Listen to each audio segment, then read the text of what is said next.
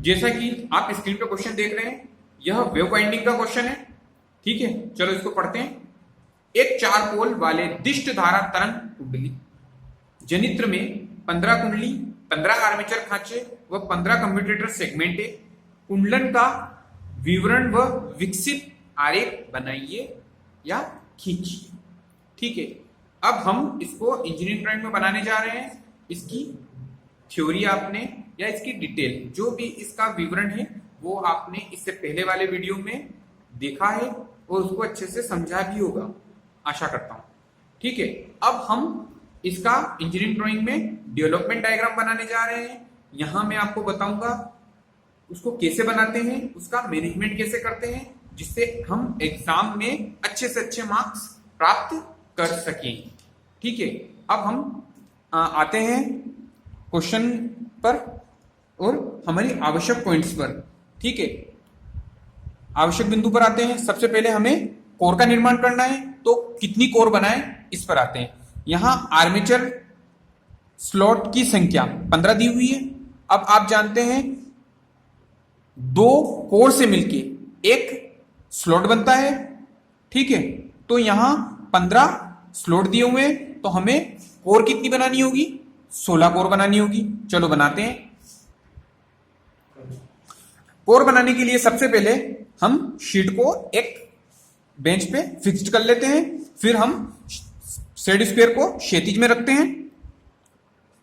Set square को क्षैतिज में रखने के बाद हम एक रेफरेंस लाइन लेते हैं, जैसा कि आप देख सकते हैं स्क्रीन पर। शीट पर मैंने एक रेफरेंस लाइन बनाई है। अब सेट स्क्वायर को 90 डिग्री पर हम सेट करते हैं, जैसा कि आप देख पा रहे होंगे। मैंने सेट स्क्वायर सेट किया।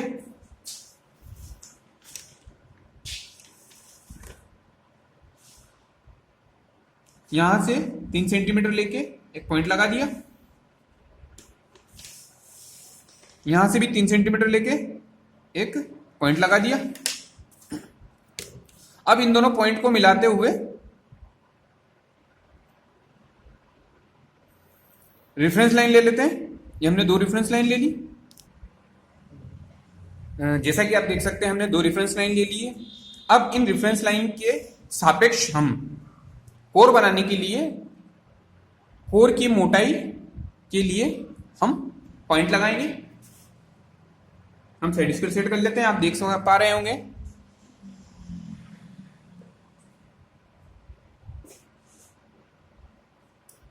हमने 3-3 mm मोटाई के कोर बनाई है।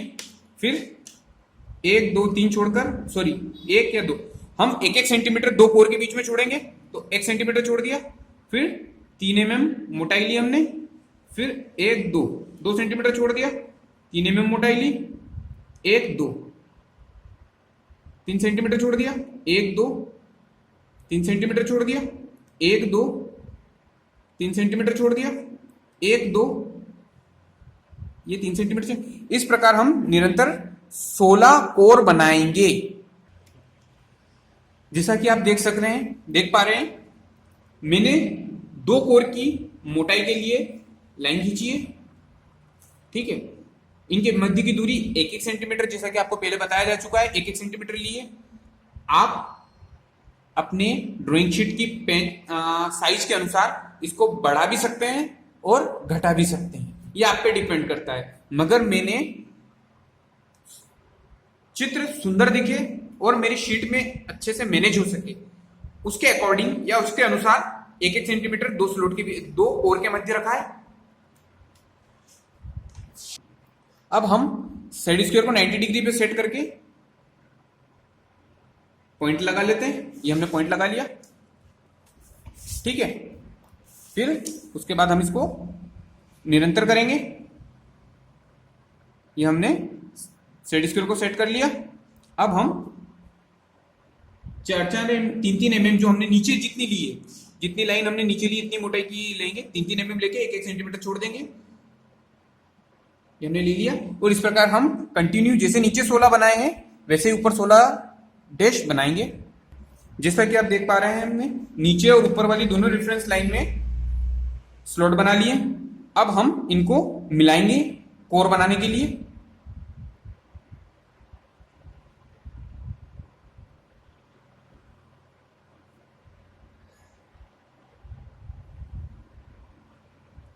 आप देख पा रहे हैं इस प्रकार हमें इन्हें मिलाना है और आगे भी इसी प्रकार हम 16 ही डैश को मिलाएंगे। जैसा कि आप देख सकते हैं हमारे पास आर्मेचर स्लॉट की संख्या 15 थी और कोर हमने बनाई है 16। अब देख सकते हैं आप दो कोर के बीच में एक स्लॉट आता है। हम काउंट कर लेंगे 1 2 3 4 5 6 7 8 9 10 11 12 13 14 15। हमारे 15 स्लॉट हो गई।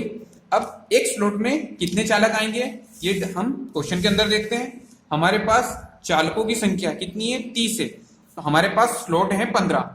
तो जब हम 30 में 15 का भाग देते हैं तो हमारे पास 2 चालक एक स्लॉट के लिए निकल कर आते हैं।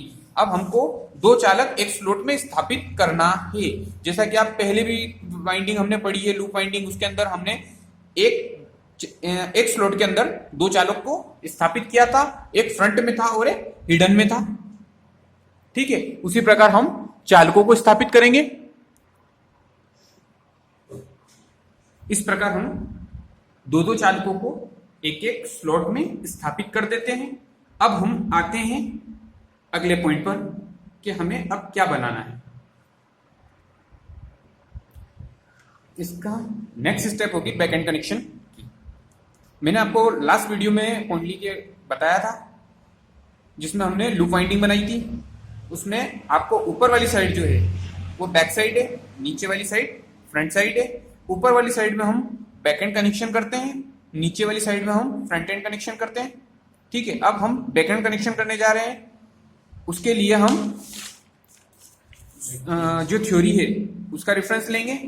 यहां हमारी थ्योरी में हम देखते हैं लघु पिच लेने पर, ठीक है, जैसा कि आप देख चुके हैं बैक पिच बराबर क्या है 9 है, फ्रंट पिच कितनी है 7 है ना।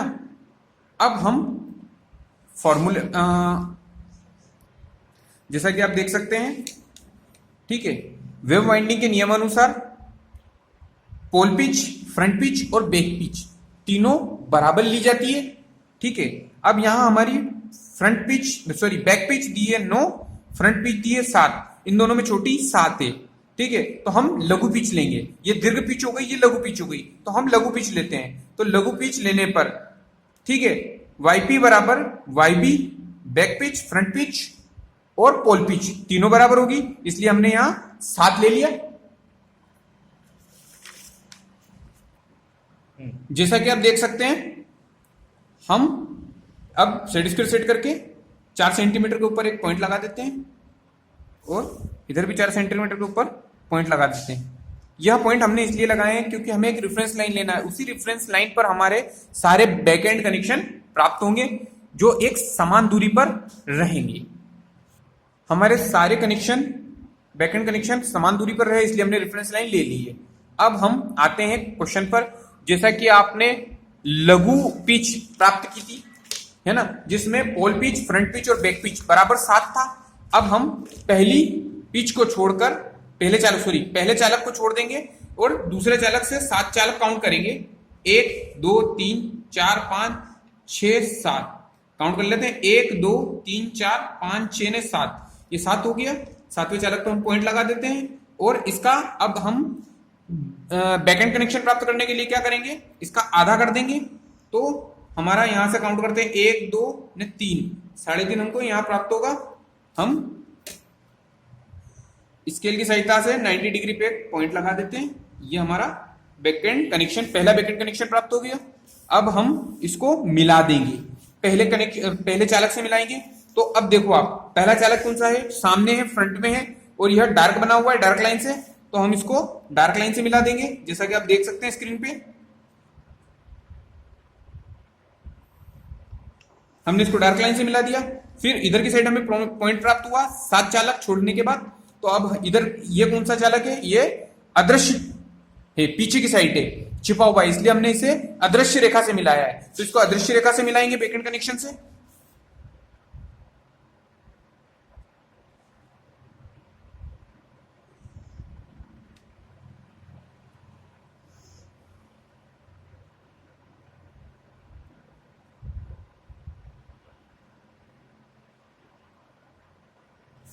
आप देख सकते हैं। ठीक है, अब हम आते हैं अगले पर।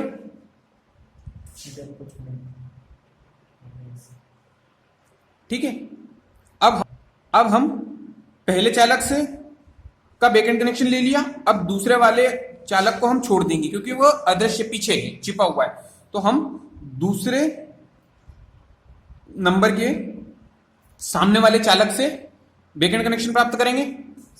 ठीक है, अब इससे हम 7 वाइंडिंग काउंट कर लेंगे, इसको छोड़ देते हैं। इसके बाद अगले से 7 का काउंट करेंगे। 1 2 3 4 5 6 ने 7, हमें 7 यहां प्राप्त हुआ। ठीक है, अब इनका सेंटर हमको कहां मिल रहा है, ये आप देख लीजिए, 2 ने 3 हमको यहां मिल रहा है। ठीक है, फिर वो हम 90 डिग्री पे करेंगे। 90 डिग्री पे सेट स्क्वायर सेट करके हम पॉइंट प्राप्त कर लेंगे। ये हमने पॉइंट प्राप्त कर लिया। पॉइंट प्राप्त करने के बाद हम इसको मिला देंगे, इसी है ना। इसी प्रकार हम सारे बैकएंड कनेक्शन प्राप्त करेंगे और सामने वाले चालक को, इसी प्रकार हम सामने वाले चालक को छिपे हुए चालक से मिलाएंगे बैकएंड कनेक्शन। इस प्रकार हमारे सारे बैकएंड कनेक्शन हो गए। अब हमारे ये चालक और बचा है, सामने वाला एक चालक और बचा है। अब इसके लिए हमें बैकएंड कनेक्शन प्राप्त करना है, तो कैसे प्राप्त करें? तो इसके लिए हम बैकएंड कनेक्शन प्राप्त करेंगे तो दो चालकों के मध्य की दूरी, दो बैकएंड कनेक्शन जो है इनके मध्य की दूरी बराबर है, सभी में बराबर है। तो हम रेफरेंस के लिए इन दोनों बैकएंड कनेक्शन के बीच की दूरी ले लेंगे। कितनी आ रही है हमारी? 1 सेंटीमीटर, 1.5 सेंटीमीटर आ रही है। तो हम यहां से 1.5 सेंटीमीटर नाप के एक पॉइंट लगा देंगे और इसको इससे मिला देंगे।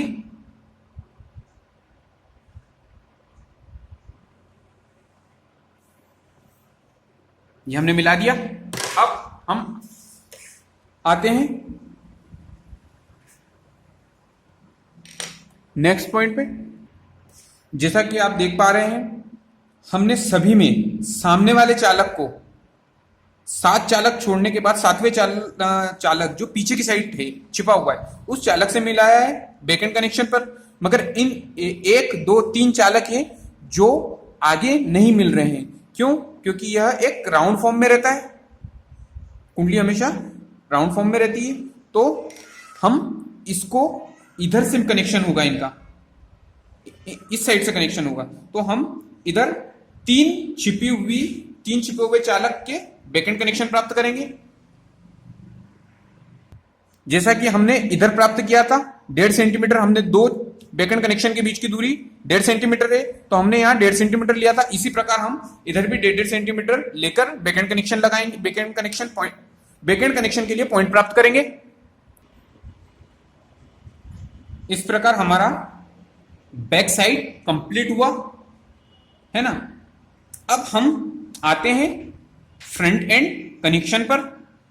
फ्रंट साइड पर हमें फ्रंट एंड कनेक्शन प्राप्त करने हैं। अब हम उनको प्राप्त करेंगे। जैसा कि हमने थ्योरी में पढ़ा था, अभी क्वेश्चन की थ्योरी में पढ़ा था कि उसके अंदर फ्रंट पिच, बैक पिच और पोल पिच तीनों बराबर थी, बराबर लेते हैं। और हमने लघु पिच ली थी, है ना। कितनी ली थी? 7 ली थी। तो हम पहले वाले चालक को छोड़ देंगे क्योंकि पहले वाले चालक से हम ऊपर बैकएंड कनेक्शन प्राप्त कर चुके हैं, इसलिए हम उसके बाद वाला छिपे हुए चालक से कनेक्शन करना स्टार्ट करेंगे। वहां से अब हम साउथ काउंट करते हैं क्योंकि हमारी बैक पिच भी 7 है, फ्रंट पिच 7 प्राप्त हुई है, तो हम 7 लेंगे। इसको इससे स्टार्ट करते हैं, इसको छोड़ के हम 7 काउंट करते हैं। 1 2 3 4 5 6 7, यहां हम पॉइंट लगा देते हैं। ठीक है, 7 का आधा 3.5 होता है, तो हमने 1 2 3 और 3.5 पे हमको पॉइंट प्राप्त हो जाएगा। ठीक है, हमारा 3.5 कहां आ रहा है? यहां आ रहा है। यहां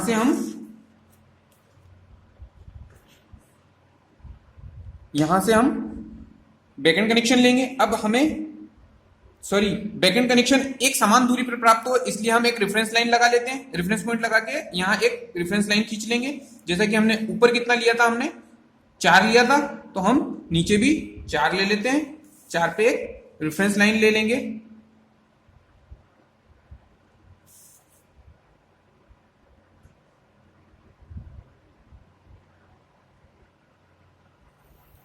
ये हमने रेफरेंस लाइन ले ली। अब हम 90 डिग्री पे पॉइंट लगा देंगे। ये हमने फ्रंट एंड कनेक्शन का पॉइंट प्राप्त कर लिया। अब हम इसको मिला देते हैं।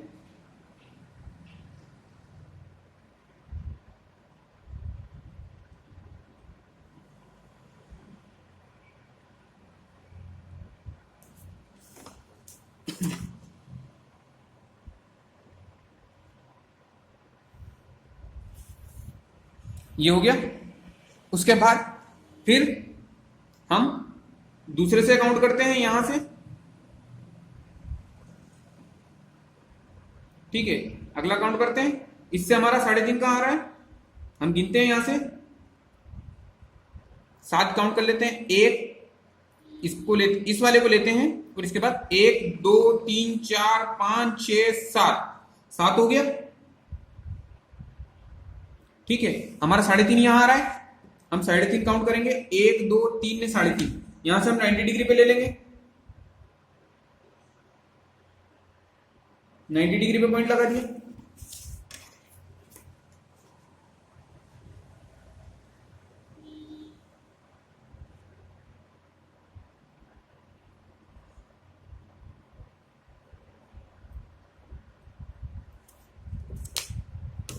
और इसको यहां से मिला देते हैं।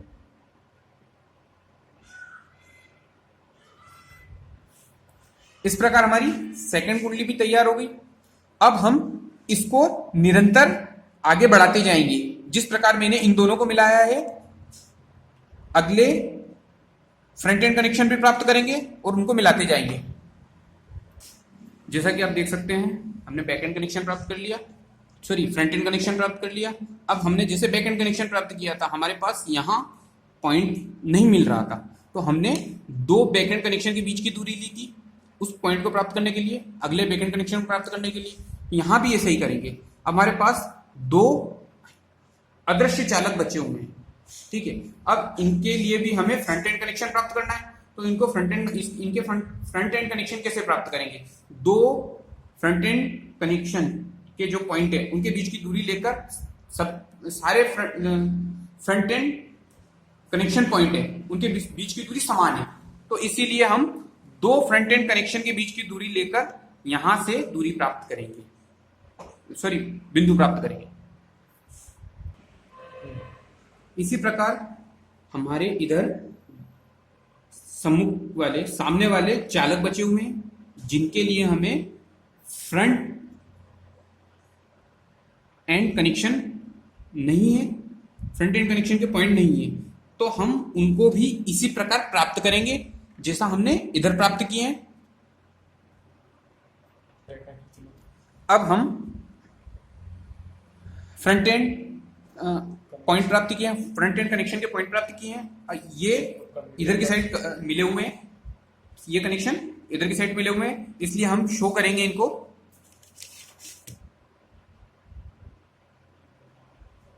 इस प्रकार की लाइन से कि ये इधर मिले हुए हैं। यह दर्शाता है। ठीक है, अब हम कम्यूटेटर कनेक्शन के लिए सीधी सीधी रेखाएं खींचेंगे। ठीक है, जो 90 डिग्री पर होगी। फ्रंट एंड कनेक्शन पॉइंट से हम सीधी रेखाएं खींचेंगे 90 डिग्री पे। अब वो एक समान दूरी पर रहे, इसलिए हम एक रेफरेंस लाइन ले लेते हैं। आपको पहले इन्फॉर्म कर देता हूं मैं। 1 2 3 4 फ्रंट एंड कनेक्शन हमें डार्क लाइन से प्राप्त हुए हैं। हम इनसे सीधी रेखाएं नहीं खींचेंगे, हम यहां से सीधी रेखा स्टार्ट करेंगे। इस प्रकार हम कम्यूटेटर खंड बनाते हैं। अब हम चालकों की नंबरिंग करते हैं। जैसे ये 1 हिडन चालक, 2 3, इसी प्रकार हम सतत नंबर देते चले जाएंगे चालकों को। अब हम ये जो ऊपर की बिना मिली हुई कोयले हैं, इन कोयलों को मिलाने के लिए इनकी नंबरिंग करते हैं। ठीक है, यहाँ पे ऊपर हम रेफरेंस लाइन लेंगे, यहाँ पर इसकी नंबरिंग करेंगे। इसी प्रकार ये जो छूटी हुई कोयल है इनकी नंबरिंग करेंगे। इसी प्रकार यहाँ पर भी जो छूटी हुई कॉइल है उसकी नंबरिंग होगी, यहाँ पे भी छूटी हुई कॉइल होती है उसकी नंबरिंग होती है। और उसकी नंबरिंग कैसे होती है, ठीक है। अब हम देखो यहाँ पे 25 नंबर है, ठीक है। इस 25 नंबर की कॉइल को हम कौन सी कॉइल से जोड़ रहे हैं ये हमें पता नहीं है, ठीक है। तो उसका नंबर हमें यहाँ पता करना है। तो हमारा वो तरीका, हमने जो पिच ले रखा है, हमारा पिच कितना था, 7 था। हम पहले इस कॉइल को छोड़ेंगे, यहाँ से हम 7 काउंट करेंगे कंटिन्यू, 1 2 3 4 5, ठीक है।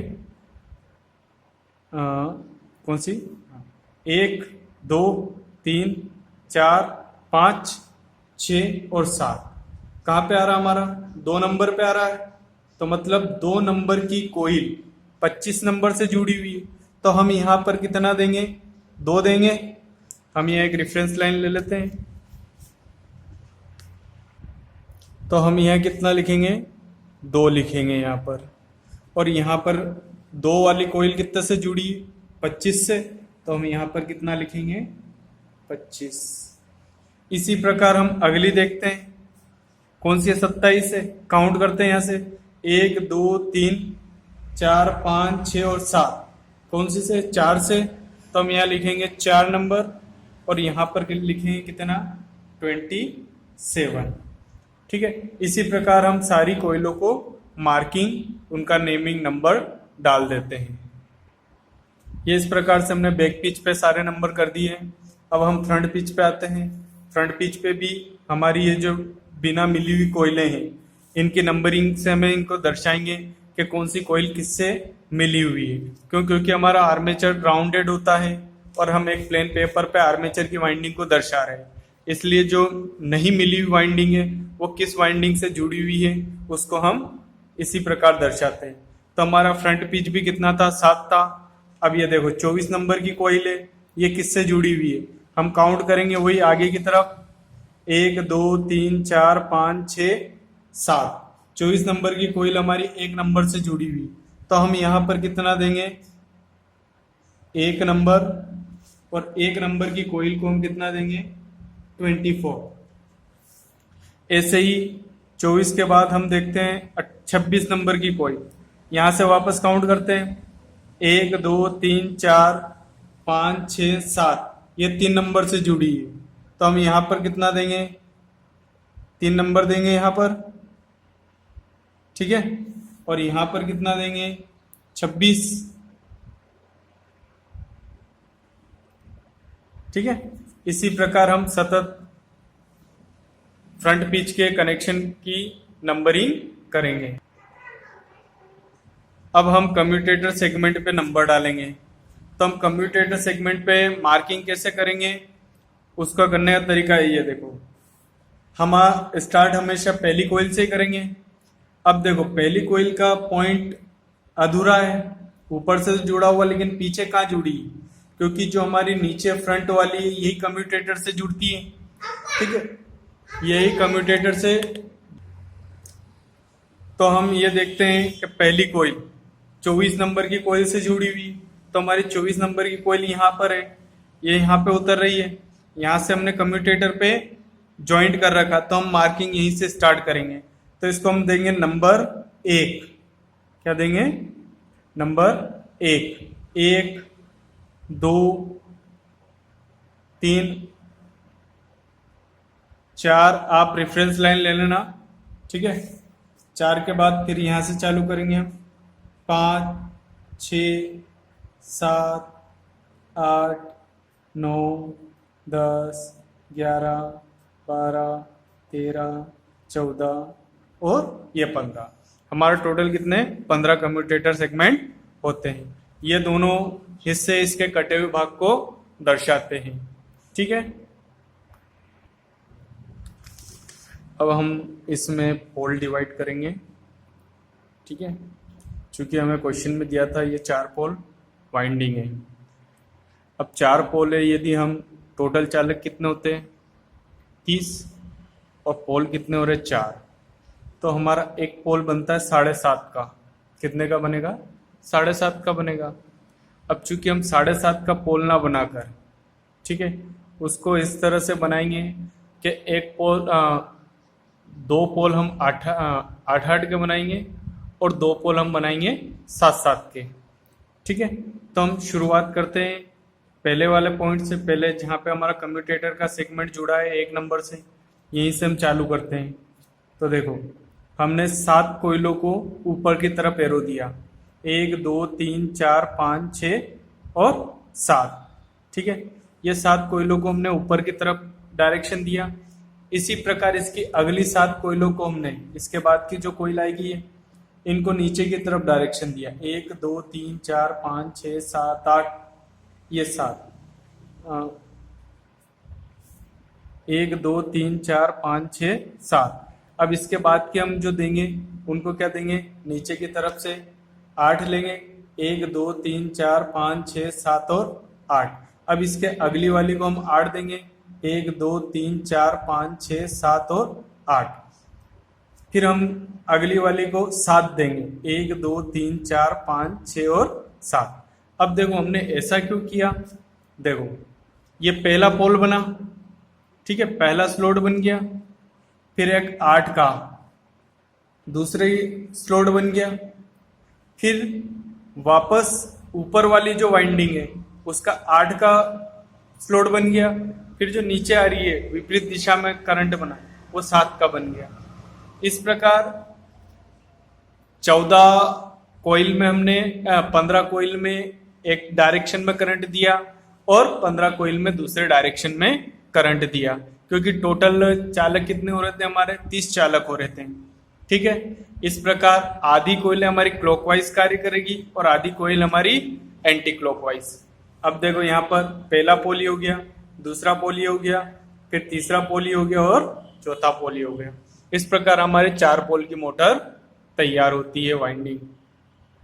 ठीक, अब हम यहाँ नीचे रेफरेंस लाइन लेकर डायग्राम का नाम दे देते हैं जो हमने बनाया है। ठीक है, इस प्रकार हमने इस डायग्राम का नाम दे दिया, डेवलपिंग डायग्राम ऑफ सिंपलेक्स लेव वाइंडिंग, 15 कोयल, 15 स्लॉट, 15 कोयल, 15 सेगमेंट और 4 पोल। अब हमने इसमें अभी कार्बन ब्रश की स्थितियां नहीं बताई है, इसको हम रिंग वाइंडिंग में बताएंगे। रिंग वाइंडिंग कैसे बनाई जाती है वो मैं आपको बताता हूँ। हम रिंग डायग्राम बनाने के लिए इस प्रकार से 2 रेफरेंस लाइन ले लेंगे। इसकी दूरी आप अपने हिसाब से ले सकते हैं जितनी आपको लेना है। ठीक है, अब वही प्रक्रिया हम एक निश्चित दूरी पर यहाँ पर 30 लाइनें खींचेंगे। ठीक है,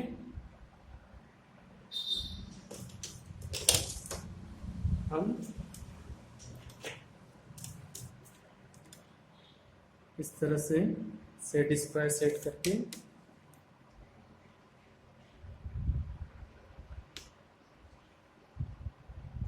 एक निश्चित दूरी पर हम पहली लाइन खींच के, यानी एक निश्चित दूरी लेते जाएंगे 1-1 सेंटीमीटर की।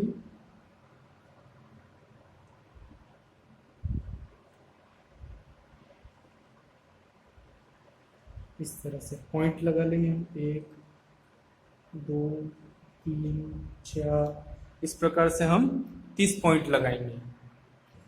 इस प्रकार से हम 30 पॉइंट लगा लेंगे और इनको ऊपर समानांतर मिलाते जाएंगे 90 डिग्री एंगल पे। ठीक है, इस तरह से हम सेट स्क्वायर सेट कर लेंगे और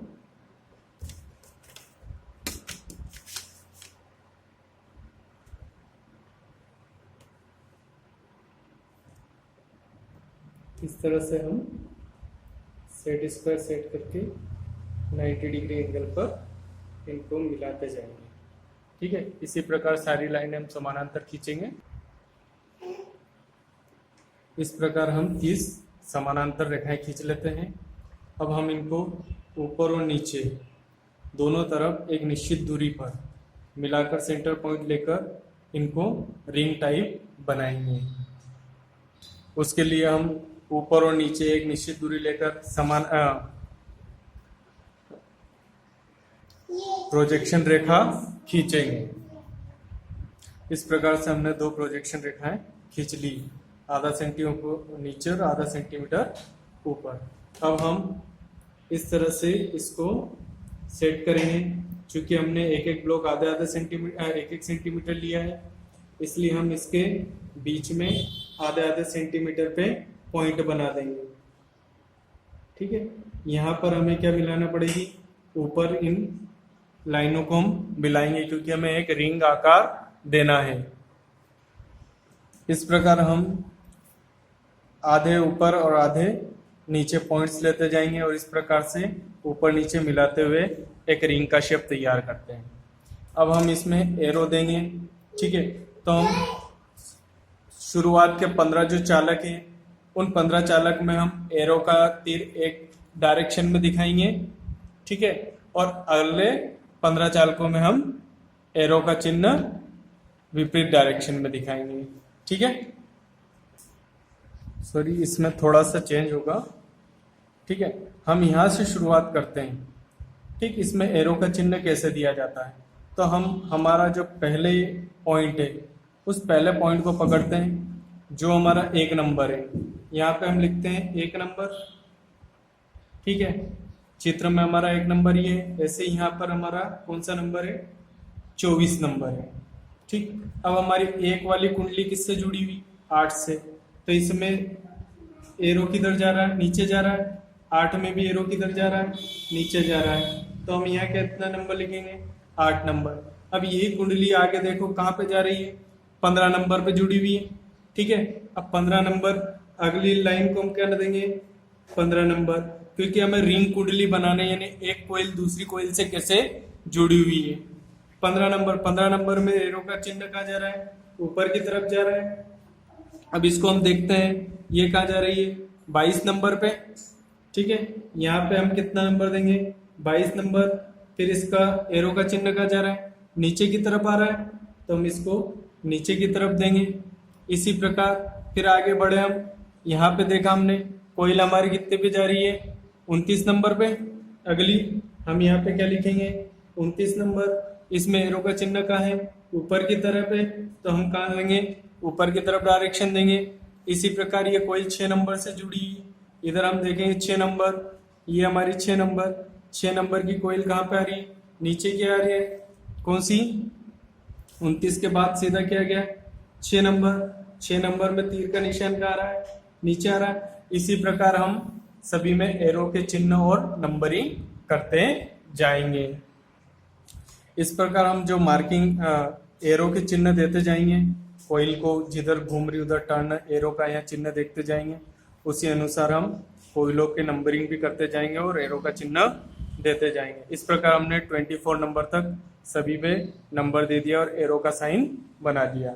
अब हम हमारे कार्बन ब्रश की पोजीशन देखेंगे कि हमारे कार्बन ब्रश किस स्थिति में बनेंगे। अब हम कार्बन ब्रश की स्थिति जानेंगे कि हमें कार्बन ब्रश कहाँ पे लगाने हैं। हम शुरुआत हमेशा 1 नंबर वाले से करेंगे। देखो इसमें एरो का डायग्राम कहाँ है, यहाँ पे। ठीक है, नीचे की तरफ। इसी प्रकार ये 8 नंबर की कोयल से जुड़ी हुई, इसका एरो का डायग्राम कहाँ है, नीचे। ठीक है, तो 1 से 8 पे हमने देखो दोनों में एरो के डायग्राम कहाँ जा रहे हैं, नीचे जा रहे हैं। तो हमने 1 से 8 पे पहला कार्बन ब्रश दे दिया। ऐसे यहाँ से पोल चेंज हुआ, 1 से 8 तक एक पोल था, फिर 8 से 9 पे जाके वापस पोल चेंज हुआ। हमारा 9 नंबर कहाँ पे, यहाँ पे। अब ये 9 नंबर कहाँ तक जा रहा है, 16 पे। 16 पे जाके 16 पे आ गया। 16 पे देखो दोनों 9 और 16 दोनों में एरो के चिन्ह क्या है, ऊपर की तरफ है। तो दूसरा कार्बन ब्रश हमने 9 और 16 के बीच में लगा दिया। अब देखो 16 के बाद वापस 17 से करंट की दिशा क्या हो गई, चेंज हो गई। ठीक है, करंट की दिशा चेंज हो गई। तो ये कहाँ तक है, ये देखो इधर से देखेंगे हम, तो ये कहाँ तक, 24 नंबर। ठीक है, तो 17 और 24 के बीच में हम देखो। ठीक है, ये 17 और 24। अगला कार्बन ब्रश बनाना होगा हमें, तो अगला कार्बन ब्रश 17 और 24 के बीच में बनेगा। ठीक है, अगर हमें लगाना है। ठीक है, उसके बाद फिर 24 के बाद करंट की दिशा 25 से 30 तक एक जैसी है, तो हम अगला कार्बन ब्रश 25 से 30 यानी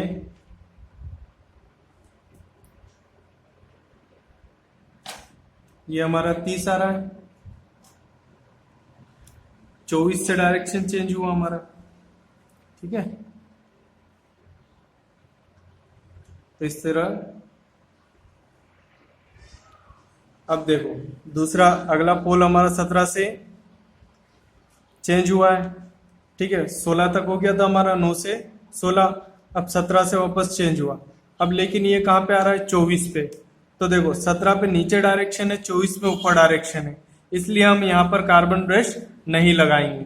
हम कार्बन ब्रश ऐसी स्थिति पे लगाते हैं जहां पे हमारे दोनों कोयलों के करंट का डायरेक्शन एक जैसा मिले।